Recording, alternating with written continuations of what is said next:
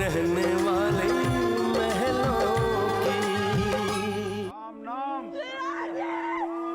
सत्य है, सत्य है। राम नाम, राम नाम, राम नाम, राम नाम, राम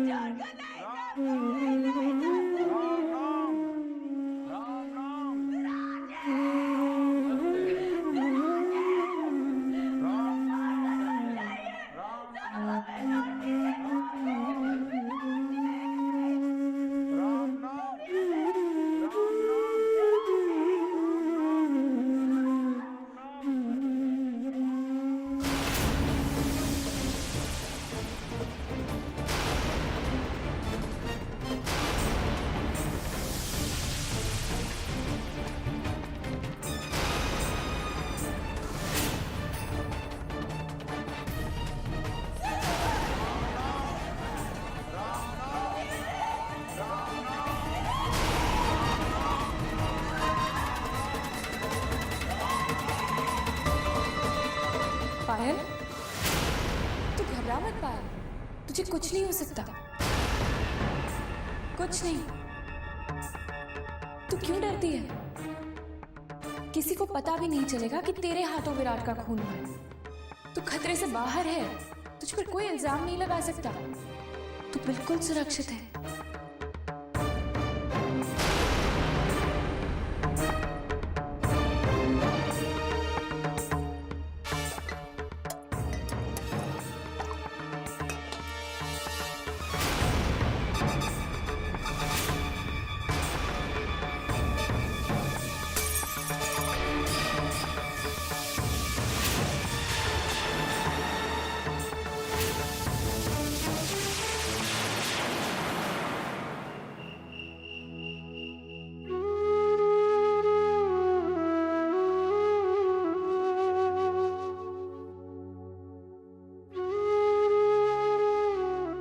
रानी,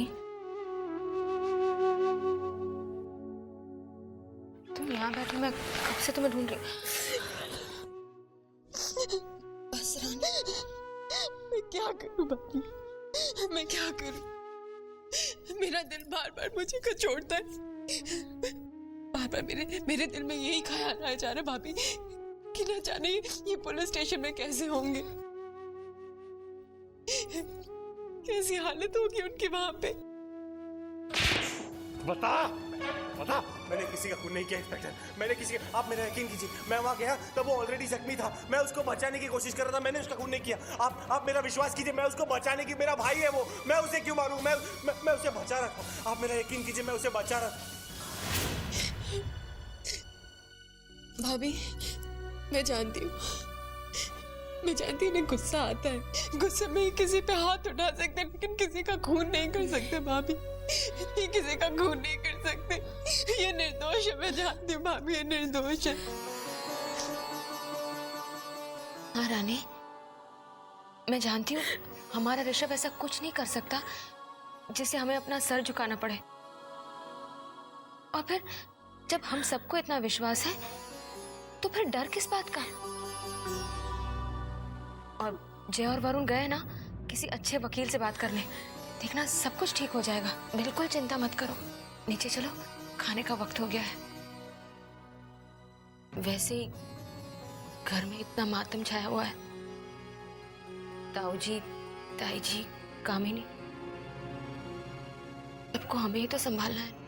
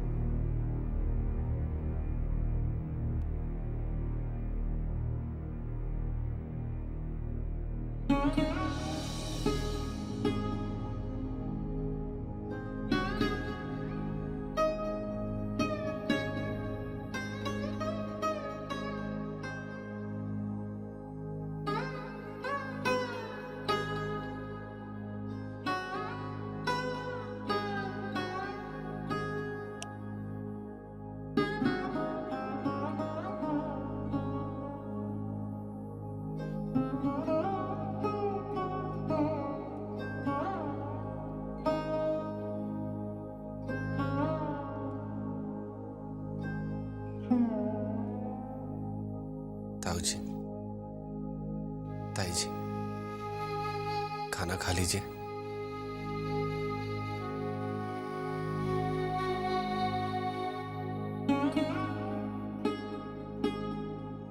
कुछ तो खा लीजिए ताऊ जी।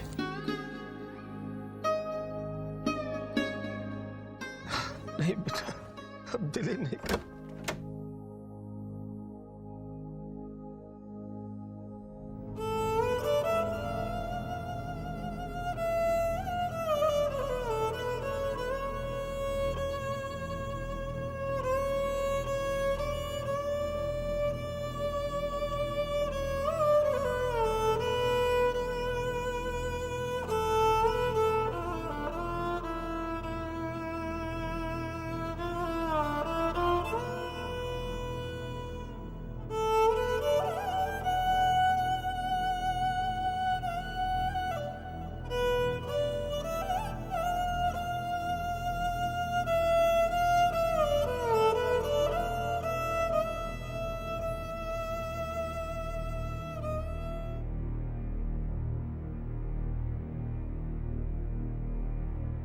देख लिया नतीजा इन चारों भाइयों को इस घर में लाने का।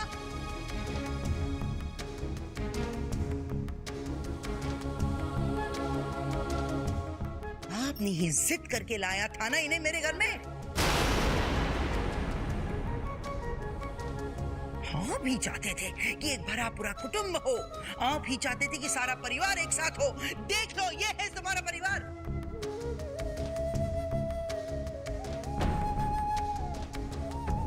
जिन्हें आपने शरण दिया ना, उन्होंने इस घर को जला डाला। और इनको क्या क्या अच्छा खासा घर बस गया, पर मेरा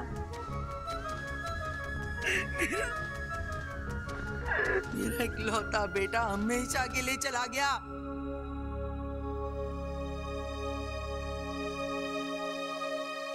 देखिए देखिए, ये सफेद साड़ी, ये निशानी है मेरे बेटे की मौत की।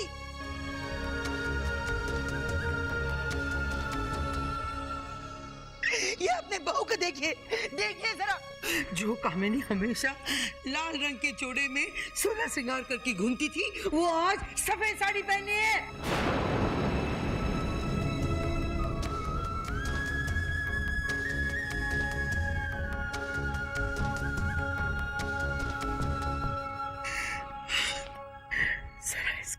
उनकी तरफ तो देखो, कैसे दुख दर्द की मूर्ति बनी है।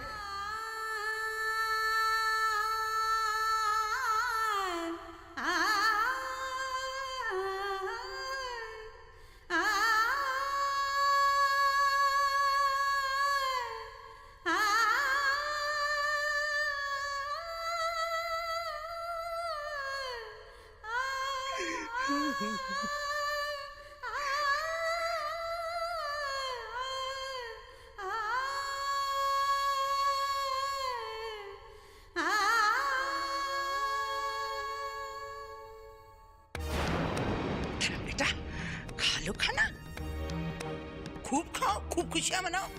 अरे अब तो सब कुछ तुम्हारा ही है। तुम्हें कहने सुनाने वाला कोई है नहीं ना। आओ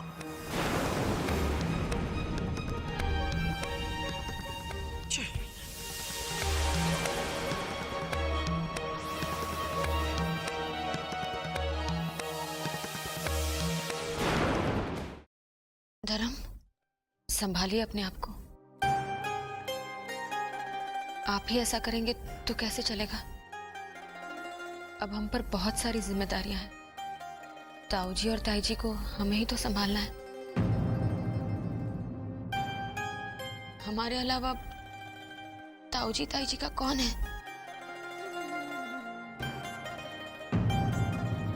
और ऋषभ को भी तो जेल से रिहा कर। नहीं जानकी, ऋषभ नहीं।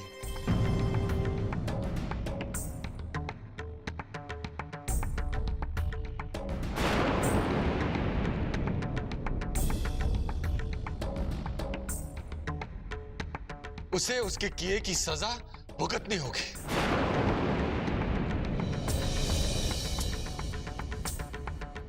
ये क्या कह रहे हैं धर्म भैया? हम लोग तो सोच रहे थे कि ऋषभ भैया के लिए बड़े से बड़ा वकील करेंगे। नहीं,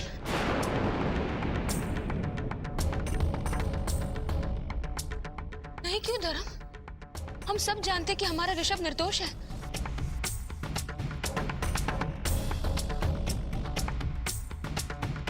वो कभी ऐसी घिनौनी हरकत नहीं कर सकता। उसने कर दिया है जानकी। उसने ये घिनौनी हरकत कर दी है। वो गुस्से में अपना आपा खो बैठा और उसने एक बार भी नहीं सोचा कि ताऊजी और ताईजी में क्या बीतेगी। आज उसकी वजह से मैं अपनी नजरों में शर्मिंदा हो गया। क्या मुंह लेकर जाऊंगा मैं ताऊजी, ताईजी और कामिनी के पास? मुझसे उनका दर्द देखा नहीं जाए, नहीं देखी जाएगी।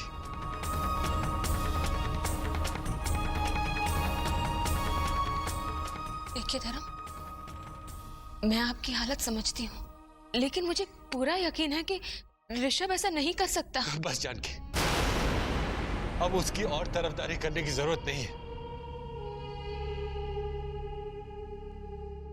और आज के बाद मैं किसी के भी मुंह से ऋषभ का नाम तक नहीं सुनना चाहता।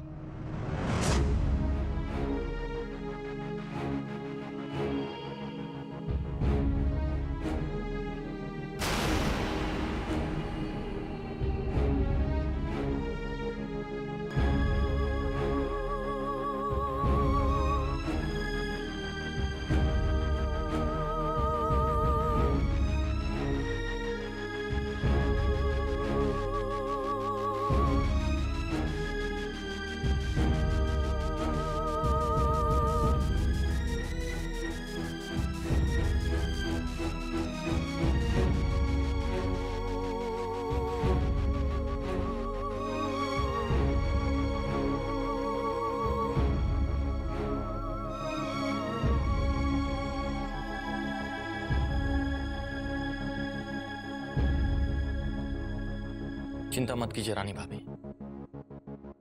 आज आपका ये देवर आपसे वादा करता है कि ऋषभ भैया जल्द रिहा होकर घर आ जाएंगे।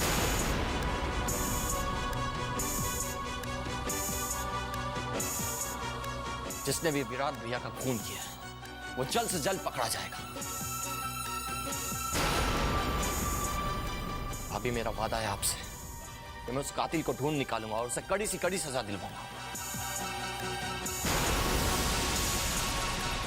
ऐसी सजा जो उसे हर सांस के साथ मौत का एहसास दिलाएगी।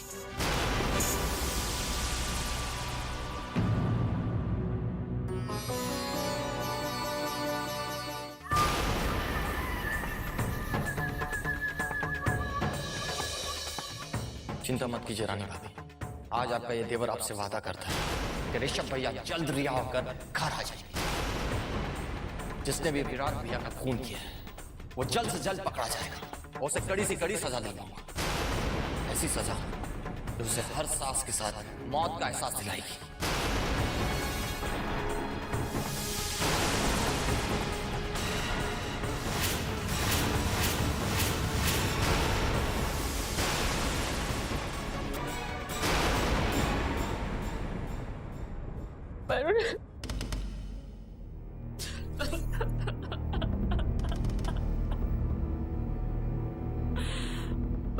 मेरा जी बहुत घबरा रहा है।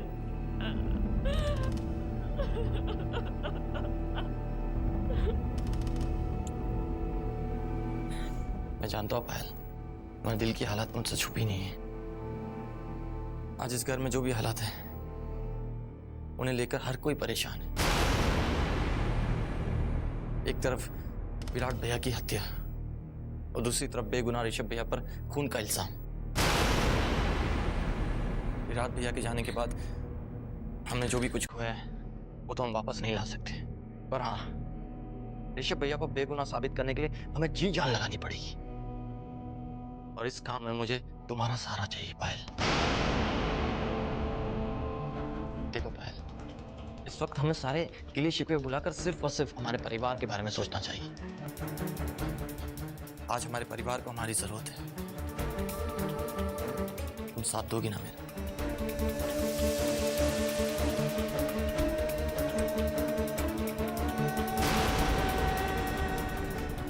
साथ दोगी ना मेरा?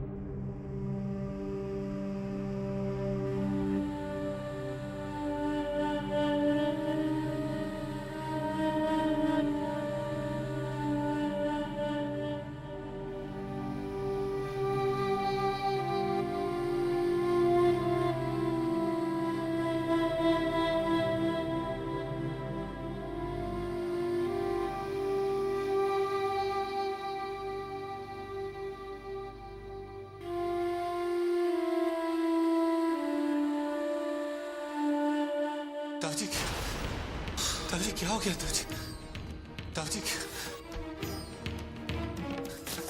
ताऊजी ताऊजी ताऊजी आप ठीक तो है ना? ताऊजी क्या हुआ? ताऊजी ताऊजी ताऊजी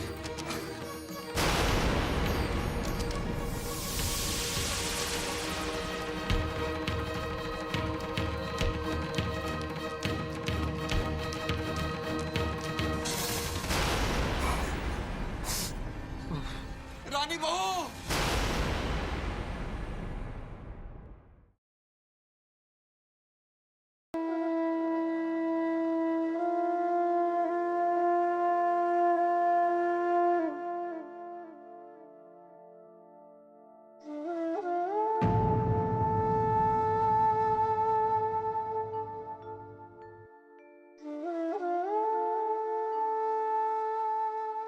ज्यादा स्ट्रेस की वजह से आपका बीपी हाई हो गया है ताऊजी।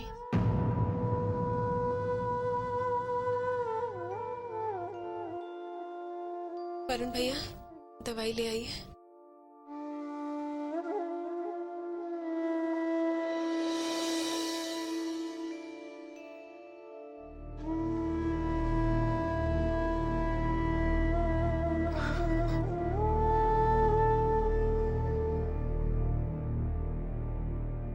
ताऊजी लीजिए, दवाई खा लीजिए। दवाई नहीं पाओ, मुझे थोड़ा सा जहर ला दो।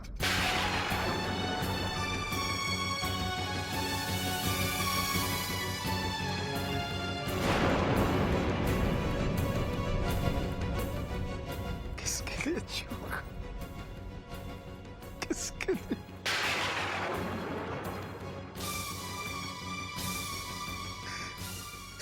कुछ खो चुका।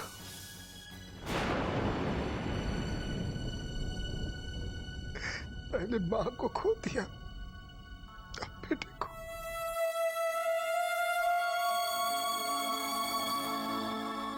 किसके सहारे चूका मैं? किसके सहारे? कहाँ चला गया तू बेटा? कहाँ चला गया? अब कैसे जिएंगे तेरे बिना? कैसे जिएगा? अपने बूढ़े माँ बाप को छोड़ के तो चला गया। अब हमारा क्या होगा विराट? तू कहाँ है बेटा?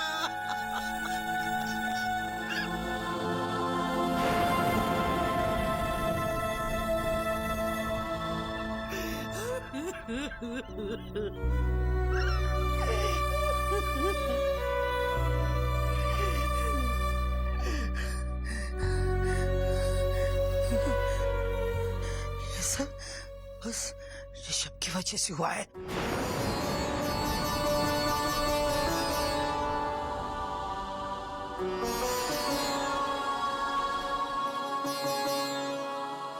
उसने हमारे बेटे को मार डाला और इतना ही गुस्सा था तो हम दोनों को पहले मार डालता।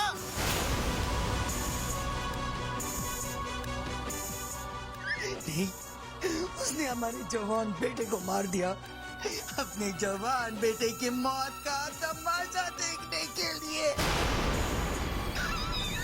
अपने बहू को विधवा होते देखने के लिए, अपने पोते को अनाथ होते देखने के लिए।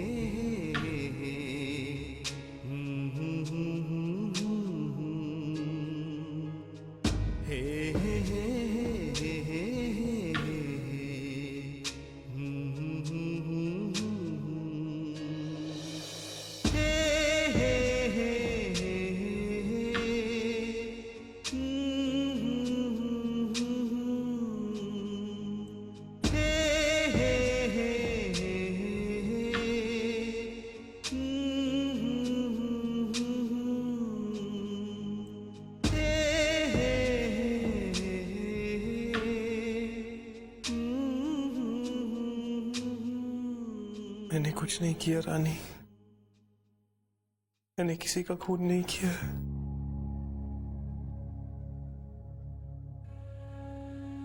मैं जानती हूँ ऋषभ, मेरा ऋषभ तो कोई बुरा काम कर ही नहीं सकता है, फिर किसी का खून करना तो बहुत बड़ी बात है। मुझे आप पर पूरा विश्वास है। मैं जानती हूँ आप निर्दोष हैं, और देखना ऋषभ, सच्चाई ज्यादा देर तक छुपाई नहीं जा सकती। बहुत जल्द आप यहां से रिहा होंगे और सबको ये बात पता चल जाएगी कि आपने कुछ नहीं किया था। ताऊ जी, ताई जी, कामिनी भाभी, सब कैसे हैं? मुझसे बहुत नफरत करते होंगे ना, लेकिन तुम उनका ख्याल रखना रानी। इस दुख की घड़ी में तुम उन्हें संभाल लेना। मैं तो चाहते हुए भी उन्हें सांत्वना नहीं दे सकता।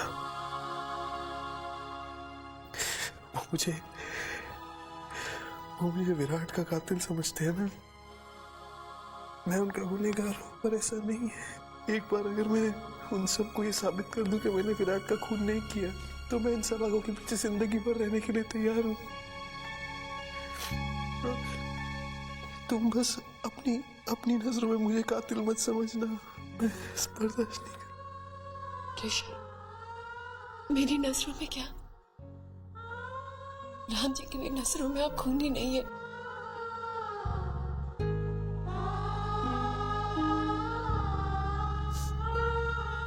इस धागे की तरह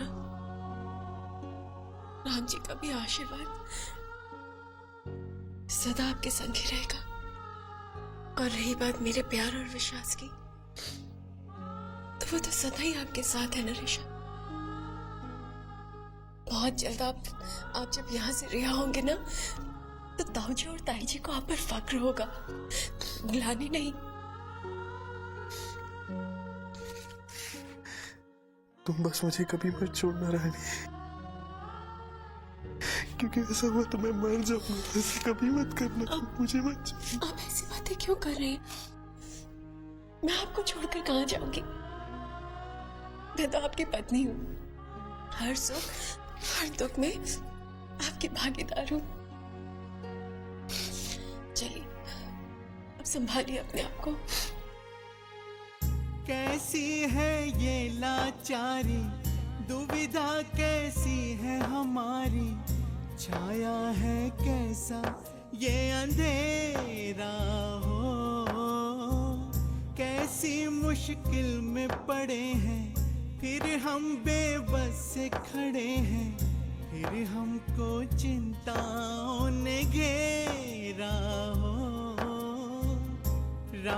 जी का है सहारा, कर दे कुछ हमें इशारा, सुख का सूरज दिख जाए अपनी आंखों से।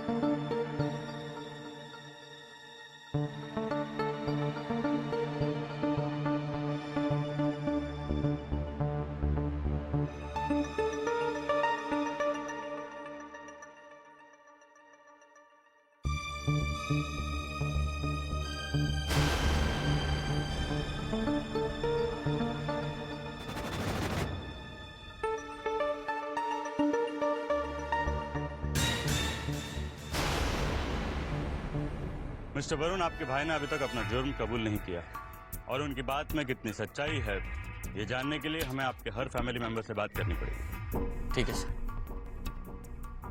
आपसे बात करेंगे। आपको क्या लगता है हरिश्चंद्र जी, किस पर शक है आपको?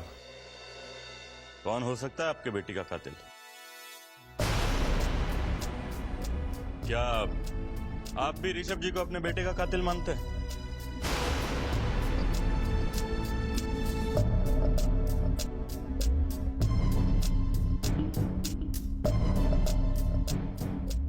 अरे ये क्या बताएंगे?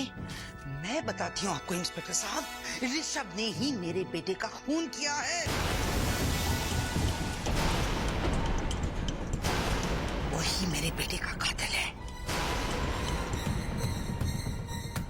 अरे 2 दिन पहले की ही बात है, ऋषभ ने विराट के साथ बहुत बड़ा झगड़ा किया था, उसे जानवरों की तरह पीटा था।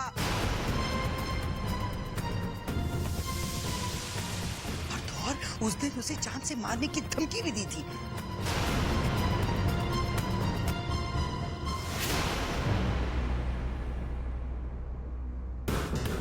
मिस्टर धर्म,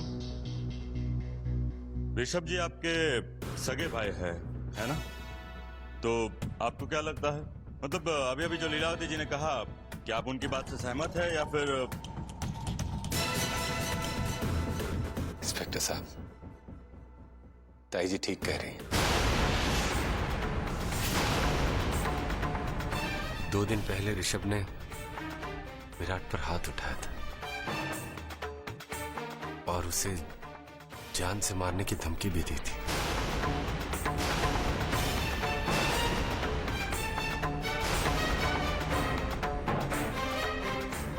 लेकिन इंस्पेक्टर साहब, उस वक्त ऋषभ गुस्से में था और गुस्से में तो इंसान कुछ भी बोल देता है। इसका मतलब ये तो नहीं कि ऋषभ ने ही विराट का खून किया है। मुझे विश्वास है कि ऋषभ निर्दोष है। ऋषभ कभी ऐसा कोई काम नहीं करेगा जिससे हमारे खानदान को चोट पहुंचेगी।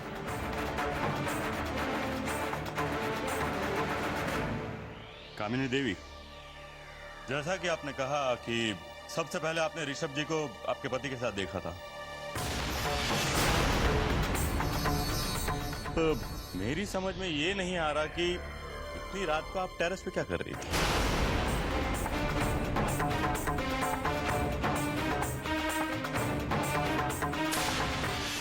उस रात विराट जी देर तक घर नहीं लौटे थे।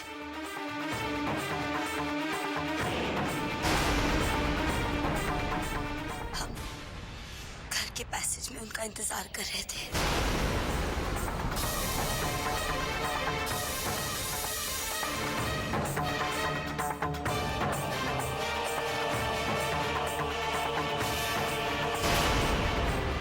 विराट भैया अब तक घर नहीं लौटे?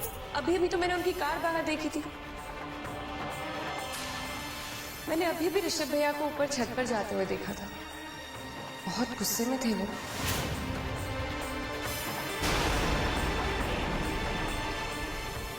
पायल, तुम्ही ने तो कहा था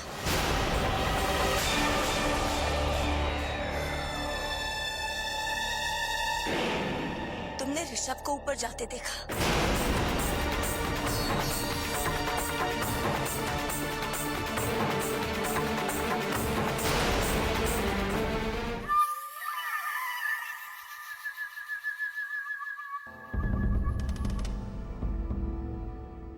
आप इतनी रात गए वहां क्या कर रही थी?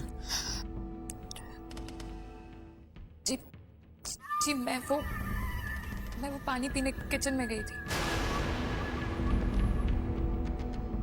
इंस्पेक्टर साहब, इसी ने हमसे कहा था कि उसने विराट जी की गाड़ी को पार्किंग लॉट में देखा।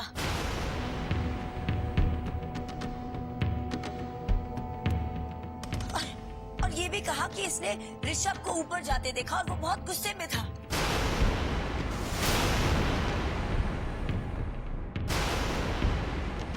हम ऊपर पहुंचे तो हमने देखा कि ऋषभ ने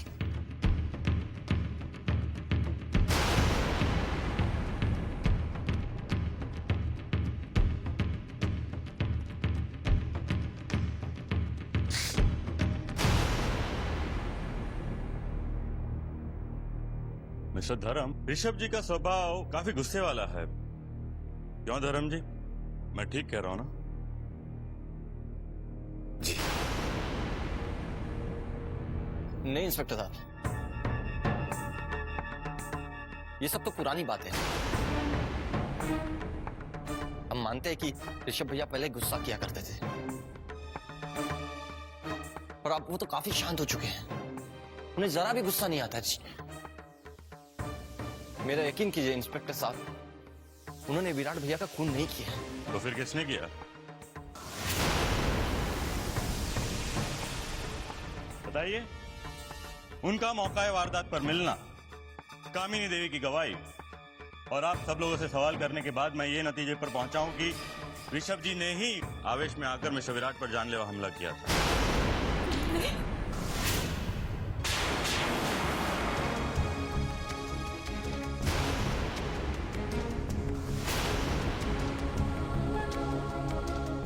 रही बात सबूत की, तो मौका है वारदात पर कुछ सामान मिला है। उसकी फॉरेंसिक जांच के बाद सब दूध का दूध और पानी का पानी हो जाएगा।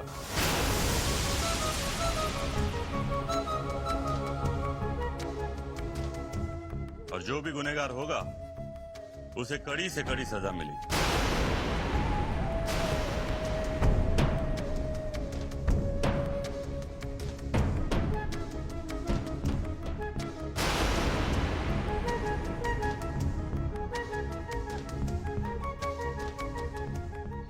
जुर्म की बस एक ही सजा है, और वो है मौत।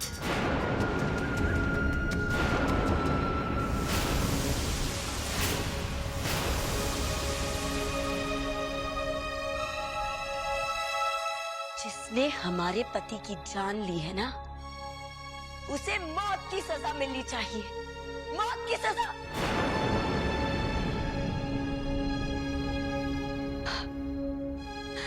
इंस्पेक्टर साहब, हमें न्याय मिलना चाहिए। न्याय मिलना चाहिए हमें।